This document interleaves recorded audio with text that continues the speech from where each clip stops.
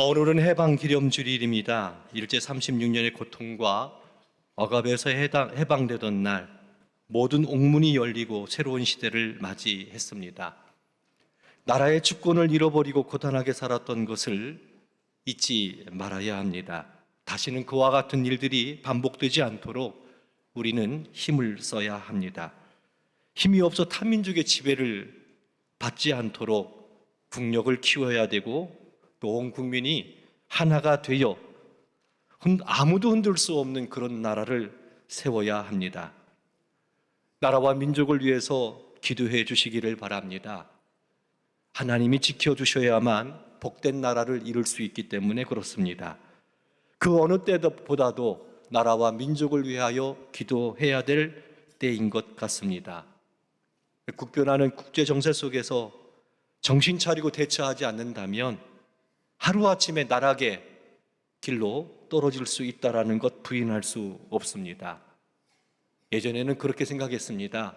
전쟁 그렇게 쉽게 일어나는 거 아니라고. 무슨 전쟁이냐고. 21세기에 무슨 전쟁이 일어나냐고. 지금 뒤돌아보면 참 평화로운 시대였던 것 같습니다. 지금은 그렇지 않습니다. 언제든지 전쟁이 일어날 수 있는 그런 시대라고, 아니 언젠가는 전쟁이 꼭 일어날 거라고 생각하시는 분도 의외로 많이 있습니다.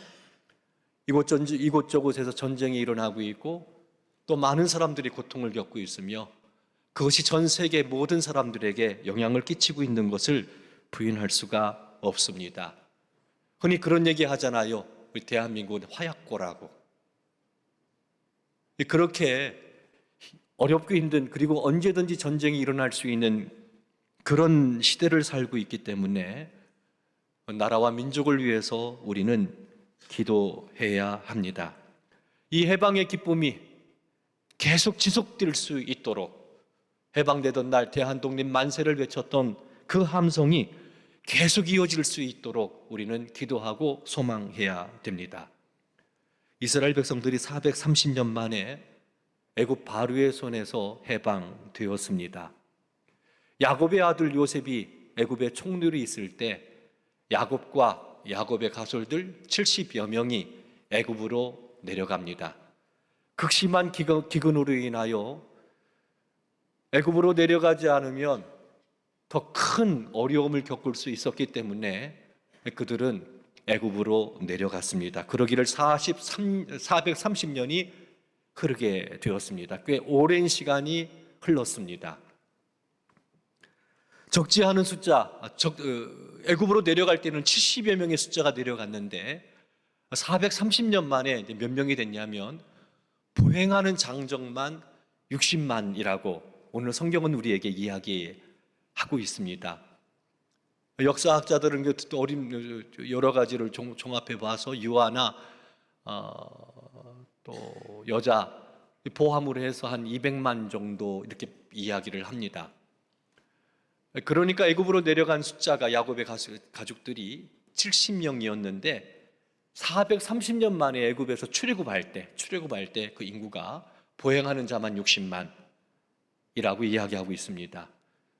많은 숫자가 이제 한 민족을 이루어서 출애굽하게 된 겁니다. 하나님께서 아브라함을 택하실 때 아브라함에게는 자녀 한 사람도 없었습니다. 그런 아브라함에게 밤하늘의 별을 보여주시면서 너의 자손이 이와 같으리라 라고 말씀하셨는데, 아브라함에게 약속하신 너의 자손이 밤하늘의 별처럼 수를 셀 수 없이 많아질 것이다, 이 말씀이 출애굽 당시에 성취가 된 겁니다.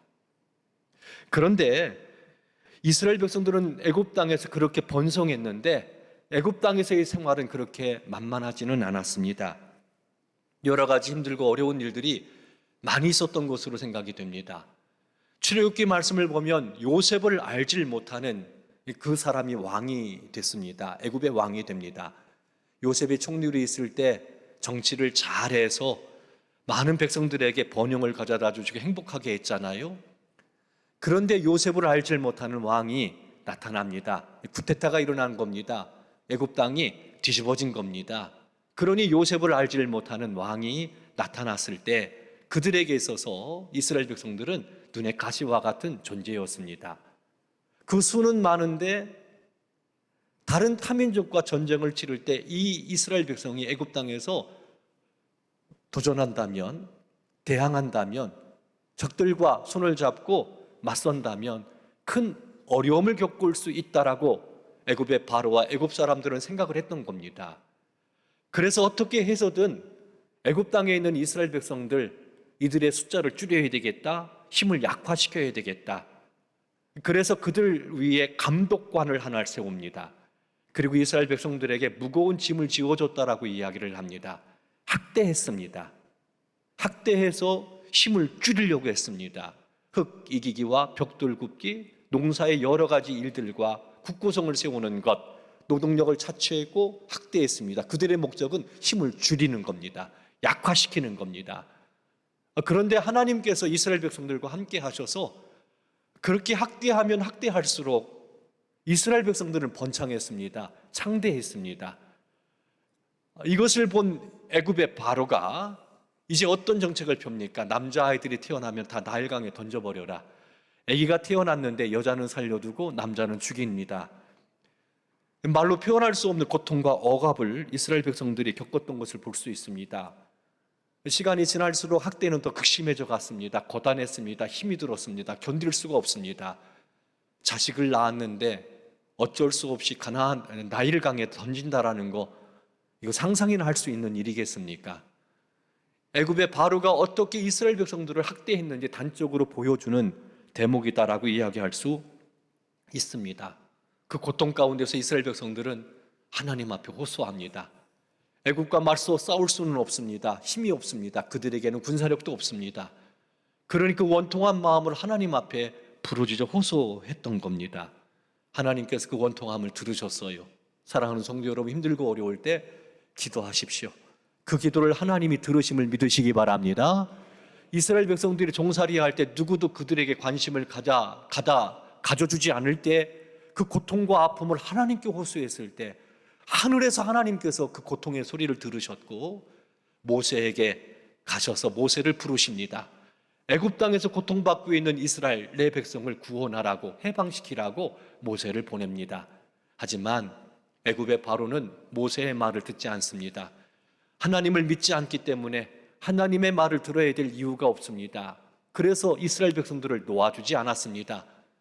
그래서 하나님께서는 그들에게 10가지 재앙을 통해서 애굽을 완전히 무너뜨리십니다. 징계하신 것입니다. 심판하신 겁니다. 하나님의 말씀을 듣지 않으니 하나님이 심판해서 애굽이 거의 망하게 되었습니다. 군사력도 완전히 무너지게 됐습니다. 그런 상황 가운데서 이스라엘 백성이 하루아침에 애굽에서 해방이 되어 나옵니다. 음식을 준비할 겨력도 없이 그 고통, 10가지 재앙을 통해서 고통을 받던 애굽의 바로가 그들을 쫓아냈다라고 오늘 본문 말씀은 표현하고 있는 것을 볼 수 있습니다. 애굽으로 들어간 지 몇 년 만에요? 430년 만에 70명이 내려갔는데 몇 명이 해방됐습니까? 보행하는 장정 60만, 거림잡아 200만 정도 되어지는 이스라엘 백성들이 애굽 땅에서 나오게 된 겁니다. 이것은 하루아침에 이루어진 것을 우리는 알아야 됩니다. 이렇게 해방을 가져다 주신 분은 오늘 본문 말씀은 하나님이셨다라고 이야기하고 있습니다. 그들의 고통의 소리를 들으신 분이 하나님이시고 그들을 불쌍히 여기신 분이 하나님이셨습니다. 모세를 미디안 광야에서 애굽 땅으로 보내신 분이 하나님이셨고 애굽의 10가지 재앙을 통해서 이스라엘 백성들을 구원하신 분이 하나님이셨습니다. 모든 것이 하나님께서 하신 것이다라는 겁니다. 이스라엘 백성들은 애굽의 군사력과 대항할 만한 군사력이 없었습니다. 그들은 종살이하고 있었으니 가난했습니다. 그들을 도와주는 사람 아무도 없었습니다. 그들이 애굽 땅에서 나올 수 있는 확률은 제로입니다. 그들도 알고 있었고 모세도 알고 있었습니다. 하지만 하나님께서 이스라엘 백성들과 함께 하셨고 그 고통에서 하나님께서 건져내 주셨습니다. 민족 해방 기념일을 맞이해서 우리가 기억해야 될 것은 우리 민족이 해방을 가져다 주신 분이 하나님이시다라는 것입니다. 하나님의 은혜와 사랑으로 하루아침에 해방을 맞이하게 된 겁니다. 하나님의 은혜입니다. 일제시대 때 우리 민족이 어땠습니까? 아무것도 할 수 없는 그런 민족이었습니다. 힘이 없었습니다. 군사력도 없습니다. 가난한 민족이었습니다. 어디 하나 도와줄 만한 나라도 없었습니다. 그런 상황 속에서 하나님께서 불쌍히 여기셔서 건져 주신 겁니다. 해방을 주신 겁니다. 민족 해방주일, 하나님께서 이렇게 해방을 주셨다라는 믿음을 갖는다면 이 해방의 기쁨을 주시고 지금 여기까지 이끌어 주신 기적과 같다라고 이야기하지 않습니까? 해방받고 6.25 사변, 6.25 전쟁이 일어나고 보릿고개 수많은 정권들이 바뀌어져 나갔는데, 그런데 지금 이곳까지 이렇게 번영한 아름다운 민주주의 국가로 세워주신 것이 하나님의 은혜인 줄로 믿으시기를 바랍니다. 시편 127편 1절 말씀을 보면 여호와께서 집을 세우지 아니하시면 세우는 자의 수고가 헛되고 여호와께서 성을 지키지 아니하시면 파수꾼에 깨어 있음이 헛되다라고 이야기하고 있습니다. 즉 다시 말해서 하나님의 섭리 가운데 하나님의 은혜로, 하나님의 긍휼하심으로 그 역사를 주관하시는데 그 주님께서 우리나라에게 해방의 기쁨을 안겨주셨다라는 것입니다. 이것을 기억해야 됩니다. 물론 나라와 민족을 위해서, 나라 독립을 위해서 수고하고 계신 희생적으로 헌신하신 이들 기억해야 됩니다. 감사한 마음을 가져야 됩니다. 동시에 잊지 말아야 될 것은 무엇입니까? 하나님께서 아무것도 소망할 수 없었던 이 땅을 해방시켜 주셨다라는 것, 해방시키셔서 새 시대를 맞이하겠다라는 것, 그것 꼭 기억하시고 이 시간 온 마음과 정성을 다해서 하나님께 영광을 돌릴 수 있는 우리 성도 여러분들이 되기를 주의 이름으로 축원합니다. 그것이 마땅한 것입니다. 우리가 해방받아 해방의 기쁨이 계속되기를 원합니다. 그런데 한 가지, 이스라엘 민족을 해방시키실 때 하나님께서는 한 특별한 명령을 하나 내리십니다. 어떤 명령을 내리셨냐면 유월절을 지키라고 명령을 내립니다. 10가지 재앙 내릴 때 10번째 재앙이 뭡니까? 애굽 전역에 처음 난 것들이 다 죽임을 당하는, 전멸하는 재앙이 임했습니다. 애굽에 살고 있는 모든 사람, 바로의 가정부터 시작해서 한 가정도 빼놓지 않고 처음 난 사람이나 처음 난 짐승 다 죽이는 것이 하나님께서 심판하시기로 그렇게 결정을 하셨고 다 죽임을 당하는 그런 상황 가운데 놓이게 됐습니다. 다 죽음을 당합니다. 한 날 통곡의 소리가 애굽 전역을 뒤흔들어 놓는 그런 아주 비참한 절망적인 때가 오게 됐습니다. 그때 이스라엘 백성들, 애굽 땅에 살고 있는 이스라엘 백성들 잊지 마십시오. 그날은요 다 죽음이 임하는 날입니다. 한 가정도 빠짐없이. 그러니까 초상집이 다 각 가정마다 초상이 난 거예요. 자식이 죽고 처음 난 것들이 죽는, 이건 재앙입니다. 하나님의 심판입니다. 그럴 때 애굽 땅에 있었던 이스라엘 백성들에게는 양이나 염소 중에서 또 흠없는 거, 일련된 거, 그 수컷을 잡아다가 그 피를, 그 잡은 짐승을 먹는 그 집에 문좌우 설주와 임방에다 바르라, 뿌려라, 이렇게 명령을 내립니다. 그러면 애굽 땅에 죽음의 사자가 임하는데 그 피가 표적이 돼서 그 피가 묻어있는 것, 뿌려진 곳에는 그 죽음이 임하지 않고 넘어간다라는 것, 이게 유월절 절기입니다. 이날을 기념하라는 겁니다. 애굽 땅 전역에 심판이 임했을 때 그 피가 묻어있는 가정은 죽음이 임하지 않았습니다. 죽음에서 구원을 받은 겁니다. 또 하나의 해방을 그들이 경험하게 되는 거죠. 죽음에서 구원받았으니까. 그런데 여기서 한 가지 생각해 보아야 될 것들이 있습니다. 뭐냐면 하나님께서 유월절을 지키라고 얘기했을 때 애굽에서의 해방뿐만 아니라 또 다른 하나의 해방을 염두에 두시고 말씀하신 것이다라는 겁니다. 또 하나의 해방을 하나님께서는 계획하고 있다라는 겁니다. 애굽 땅에서의 해방뿐만 아니라 노마로부터의 해방이 아니라 또 하나의 해방에 대해서 말씀하고 있다라는 겁니다. 이것이 유월절을 지키라는 말씀 속에 내포되어 있다라는 거예요. 암시하고 있다라는 겁니다. 그게 뭡니까? 유월절날, 오랜 시간이 흐른 뒤 유월절날 하나님의 아들 예수님께서 십자가에 못 박혀 죽으십니다. 왜 죽으셨습니까? 우리 죄를 위해서 죽으셨습니다. 우리 죄를 위해서 죽으셨다라는 말씀은 무슨 말입니까? 우리는 죄인이요 하나님의 심판을 받아 마땅한데 우리 대신 예수님께서 우리의 모든 죄를 대신 짊어지시고 나의 죄, 너의 죄, 우리의 죄, 세상의 모든 죄를 예수님이 다 짊어지시고 십자가에서 형벌을 받으신 겁니다. 내가 받아야 될 형벌을 예수님이 대신 받으신 겁니다. 죄의 삭은 사망입니다. 내가 죽어야 되는데 내가 심판받아야 되는데 예수님께서 대신 심판받아 죽으셨다라는 겁니다. 누구든지 예수님 믿으면 한 사람도 멸망하지 않고 영생 얻는다 약속하셨습니다. 유월절 날 예수님께서 죽으셨다라는 겁니다. 유월절 날.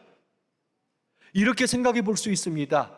그 유월절 지난 다음에 이스라엘 백성들이 애굽 땅에서 해방되어 나갑니다. 430년 애굽 땅에서 생활했었는데 고통과 억압의 땅에서 지내고 있었는데 이제 하나님의 은혜로 애굽 땅에서 나갈 때 그 해방뿐만 아니라 그 해방의 기쁨뿐만 아니라 언젠가 하나님의 아들이 오셔서 죄와 사망의 권세에서 온 세상을 해방하는 그날을 하나님께서는 계획하고 계셨다라는 겁니다. 그래서 유월절을 지키라고, 그리고 오랜 시간 그 유월절 날 하나님의 아들이 십자가에 달려 죽으심으로 말미암아 우리를 죄와 사망 권세에서 해방시켜 주셨다라는 겁니다. 사랑하는 성도 여러분, 한 사람 아담의 범죄함으로 말미암아 죄가 세상에 들어왔습니다. 죄만 들어온 것이 아니라 사망이 들어왔습니다. 사망만 들어온 것이 아니라 인생이 어쩔 수 없이 짊어지고 살아야 될 온갖 고통을 이 세상에 오게 됐다라고 성경은 이야기합니다. 그리고 사단이 다스리는 세상이 돼버리고 말았습니다. 아담 한 사람의 범죄로 인하여 세상은 죄로 떨어지게 되었고 하나님의 심판을 받는 그런 존재가 돼버리고 말았습니다. 어두운 세상에 갇히게 되었습니다. 사단이 지배하는 세상이니 고통이요 아픔입니다. 그리고 결국에는 멸망을 당하는 그런 세상이 돼버리고 말았습니다. 이거 해방받아야 되잖아요. 어떻게 그 사단의 지배로부터 벗어날 수 있습니까? 어떻게 죄와 사망 권세에서 해방받을 수 있습니까? 놀랍게도 우리 하나님께서는 이스라엘 백성들을 애굽 땅에서 해방시키시면서 유월절을 세우라고, 그리고 영원히 그 유월절을 지키라고 명령하십니다. 또 다른 해방을 우리에게 가져다 주시는 것을 볼 수 있습니다. 하나님은 유일하신 아들 예수 그리스도를 화목제물로 세우셨습니다. 화목제물이 뭡니까? 백성들의 죄를 씻기 위하여 드려지는 희생제물입니다. 살아계신 하나님의 아들이 자기 몸 전체를 하나님께 화목제물로 드리신 겁니다. 언제요? 그날이 언제입니까? 유월절 날입니다. 민족 해방의 날, 기념하는 그날 예수님께서 희생제물이 돼서 십자가에 달려 죽으셨습니다. 그래서 우리에게 해방을 가져다 주신 겁니다. 우린 죄인이지요. 심판받아 마땅하지요. 죽어 멸망당하는 것이 마땅합니다. 우리는 압니다. 우리가 어떤 죄인인지. 그런데 이 해방 기념주의를 맞이해서 잊지 맙시다. 이런 우리를 위해서 누가 죽으셨다고요? 예수님. 예수님 믿으면 멸망받지 않고 영생 얻습니다. 하나님의 말씀입니다. 피가 표적입니다. 유월절 날 처음 난 것들이 다 죽을 때 문에 뿌려진 그 피가 표적이 돼요. 그 가정에는 죽음이 임하지 않습니다. 심판이 임하지 않았습니다. 십자가는 표적입니다. 그 십자가에서 피 흘려 죽으신 예수 그리스도, 그분의 죽음을 통해서 어떤 죄인이든 어떤 삶을 살았든 어떤 허물이 있든 우리 모든 죄를 십자가에서 용서하셨다라는 것 믿으시기 바랍니다. 믿으시기 바랍니다. 이 하나님이 주신 선물입니다. 그 은혜가 아니라면 누가 하나님 앞에 설 수 있습니까? 누가 그 재앙에서 피할 수 있습니까? 누가 그 사망의 권세에서 해방받을 수 있습니까? 십자가가 아니라면, 예수 그리스도의 피가 아니라면, 그 죽음이 아니라면, 우리 하나님께서 우리에게 죄와 사망 권세에서 우리를 해방시키고자 유일하신 아들 예수 그리스도를 보내셨고, 그 죽음을 통해서 누구든지 예수 그리스도를 믿으면 멸망하지 않고 영생을 주시는, 모든 죄 용서받습니다. 죽어도 다시 삽니다. 영광의 나라 들어갑니다. 주님께서 우리에게 베풀어 주신 놀라운 은혜입니다. 민족 해방의 기쁨을 누리는 것뿐만 아니라 이 해방 기념주일 날 꼭 기억해야 될 것, 이스라엘 백성들을 해방시키면서 유월절을 지키라고 말씀하셨던, 하나님께서 의도하셨던 온 세상 죄와 사망 권세에서 해방시키고자 하시는 궁극적 인생의 행복을 위하여, 기쁨을 위하여 주신 이 놀라운 은혜 믿으시고 구원받기를 주의 이름으로 축원합니다. 그 믿음 가운데 거하시기를 주의 이름으로 축원합니다. 허물과 죄는 있지만 십자가에 죽으신 예수 그리스도 그분으로 인하여 우리가 해방됐다라는 것. 탈북하신 분들은 어떤 사람들입니까? 북한 공산당의 지배를 받던 사람 아닙니까? 고통과 억압과 아주 말로 표현할 수 없는 어려움 가운데 있다가 탈북을 해서 새로운 시대를 맞이하지 않습니까? 마찬가지입니다. 죄와 사망 권세 아래에 있던 우리들을 위하여 주님께서 죽으심으로 새로운 해방을 가져다 주시고 새 시대를 맞게 했습니다. 이제 우리는 구원받은 하나님의 사람으로, 죄 용서함 받은 하나님의 사람으로, 사망 권세에서 해방받은 하나님의 사람으로, 마귀의 지혜와 지배와 마귀의 손아귀에서 벗어나 이제 하나님의 자녀가 되어 하나님의 은혜 가운데 이제 하나님과 동행하는 믿음의 사람으로 새 시대를 맞이했다라는 것을 꼭 기억하시고 거룩한 길, 생명의 길 걸어갈 수 있는 우리 성도 여러분들이 되기를 주님의 이름으로 축원합니다. 오늘 말씀을 보면서 저는 한 가지 주목했던 말씀이 있습니다. 왜 이런 말씀을 하셨을까? 41절 말씀을 보면 430년이 끝나는 그날에 여호와의 군대가 다 애굽 땅에서 나왔다라고 표현하고 있습니다. 이스라엘 백성들을 구원하셨는데, 애굽 땅에서 이스라엘 백성들을 건져내 주셨는데 그 이스라엘 백성을 향해서 여호와의 군대라고 표현하고 있는 걸 볼 수 있습니다. 왜 군대라고 표현했을까? 왜 군대라고 표현했을까? 당시 이스라엘은 군인이 없었어요. 군대가 없었습니다. 그렇지요? 그런데 왜 그들을 군대라고 표현했을까? 여긴 하나님의 꿈이 담겨 있습니다. 이스라엘 백성들이 어떤 존재인지 여호와의 군대라는 말 속에 담겨 있다라고 저는 생각을 합니다. 하나님께서 아브라함을 언제 택하셨습니까? 이스라엘 백성들의 조상인 아브라함을 택하신 때가 언제입니까? 온 세상이 하나님을 등지고 있을 때입니다. 잊지 마십시오. 아브라함을 하나님께서 부르실 때 세상은 다 하나님을 떠나 있었습니다. 하나님을 버린 세상입니다. 그때 하나님께서 아브라함을 선택하십니다. 하나를 부르신 겁니다. 그리고 아브라함에게 약속합니다. 너로 인하여 천하 만민이 복을 얻게 될 거라고. 그 복이 어떤 복입니까? 어떤 복입니까? 왜 아브라함 시대 때 모든 사람이 다 하나님을 떠났습니까? 한 사람, 아담의 범죄 이후 사람들은 하나님을 떠났습니다. 아브라함을 선택할 때 다 떠났습니다. 그들은 사단의 권세 가운데 갇혀 있는 겁니다. 죄와 사망의 권세 아래 갇혀 있는 겁니다. 빛으로 얘기하자면, 색깔로 얘기하자면 어두움의 세계, 어둠 가운데 있는 흑암의 권세 아래 있다라고 표현할 수 있습니다. 이때 하나님께서 하나를 택하신 겁니다. 그 하나, 아브라함을 선택하시고 이 아브라함의 자손을 통해서 어떻게 해요? 이 어두운 세상을 새롭게 하는 것, 변화시켜 나가는 것. 군대라고 얘기하면 싸움을 연상하게 됩니다. 전쟁을 연상하게 되는 겁니다. 이스라엘 백성들, 애굽 땅에서 나온 이스라엘 백성들, 애굽 땅에서 해방받은 이스라엘 백성들은 전쟁하기 위해서 부름받았다라는 것입니다. 홍해를 건너고 여리고성을 무너뜨리고 가나안을 정복하는 그 가나안 땅이 어떤 땅입니까? 우상으로 점철된 땅입니다. 죄악이 가득한 땅입니다. 땅이 저주를 받은 땅입니다. 인간의 죄 때문에 저주를 받은 땅입니다. 그 땅에 들어가서 그 땅을 새롭게 하는 것, 그 땅을 회복시키는 것, 우상을 몰아내고 하나님을 섬기는 땅으로 회복시켜서 하나님이 가져다 주시는 은혜와 평강을 누리는 땅으로 바꾸어 나가는 것, 가나안 땅뿐이겠습니까? 아브라함 한 사람을 통해서 온 세상의 죄와 사망 권세에 갇혀, 사단의 권세에 갇혀 고통받고 있는, 죄와 사망 권세 아래, 사단의 지배 아래 고통받고 있는 이들을 건져내고자 이스라엘을 선택하셨고, 예수 그리스도 안에서 저와 우리 성도 여러분들을 여호와의 군대로 부르신 줄 믿으시기 바랍니다. 이런 사명이 우리에게 있다라는 겁니다. 십자가 불을 왜 켜놓습니까?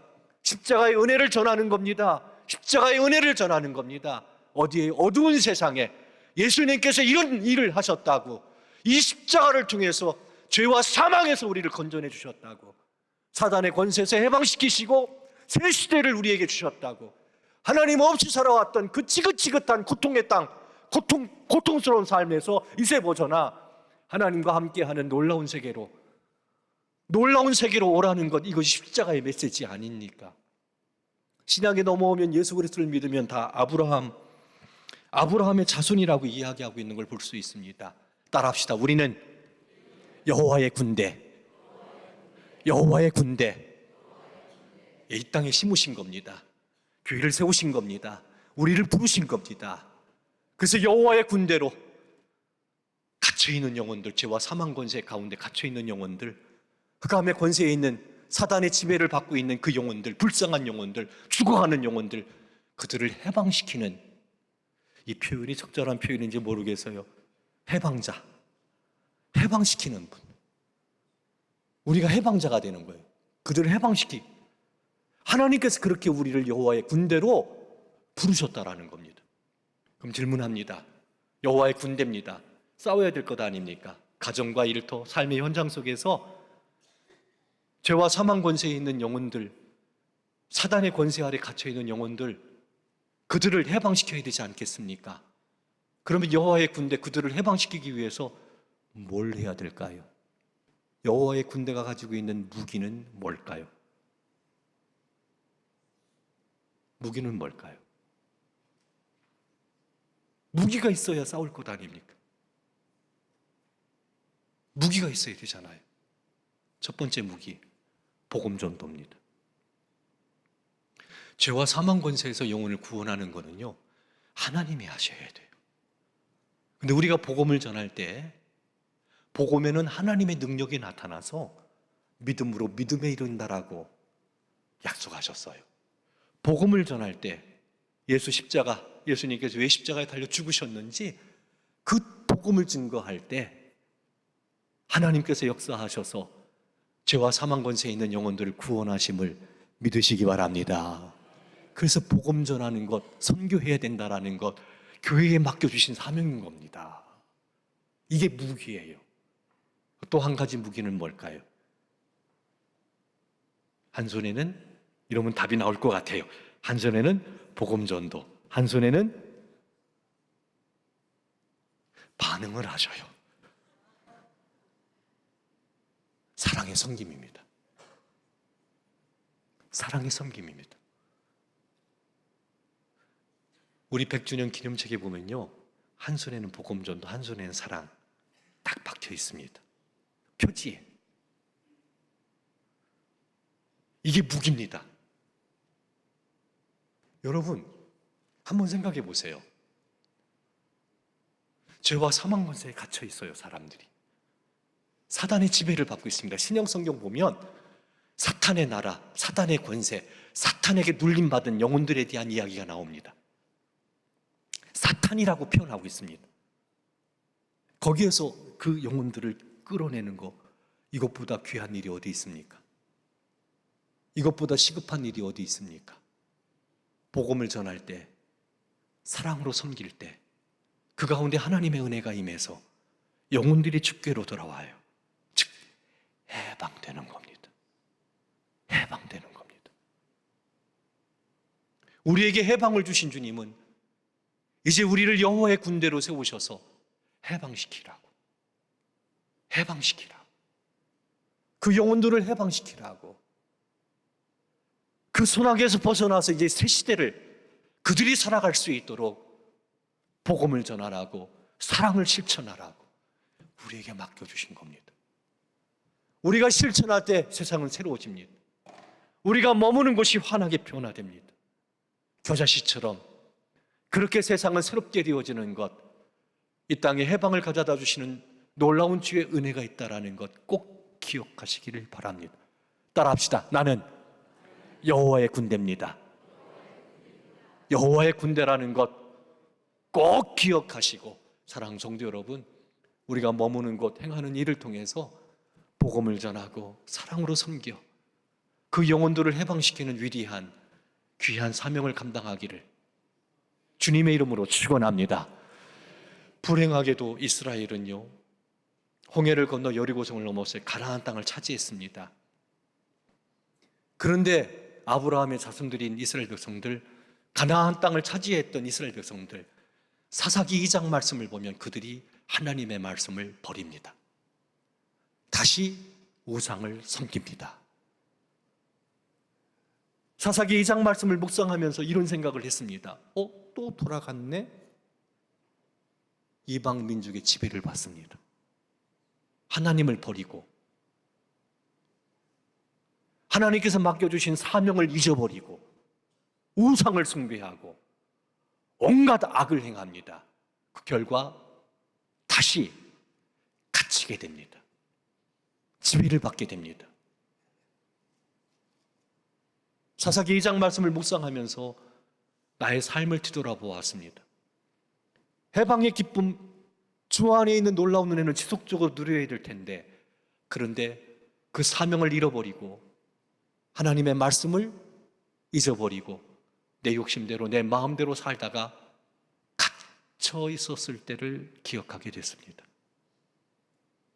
해방의 기쁨을 잃어버린 거지요. 주님을 버리니까, 말씀을 버리니까 다시 갇히는 존재가 된다라는 거예요. 해방의 기쁨을 지속적으로 누려야 됩니다. 길은 하나입니다. 주님과 동행하는 겁니다. 주님을 의지하는 겁니다. 여호와의 군대의 힘을 알고 그 사명자의 자리에 서서 믿음의 길을 걸어갈 때 해방의 기쁨을 지속적으로 누릴 수 있다는 것 꼭 기억하시고, 주님 버려 다시 갇히는 신세가 아니라 영원히 자유를 누리고 영광의 나라를 소망 삼으며 믿음의 길, 거룩한 길을 걸어가는 해방의 기쁨을 누리는 저와 우리 성도 여러분들 되기를 주님의 이름으로 축원합니다.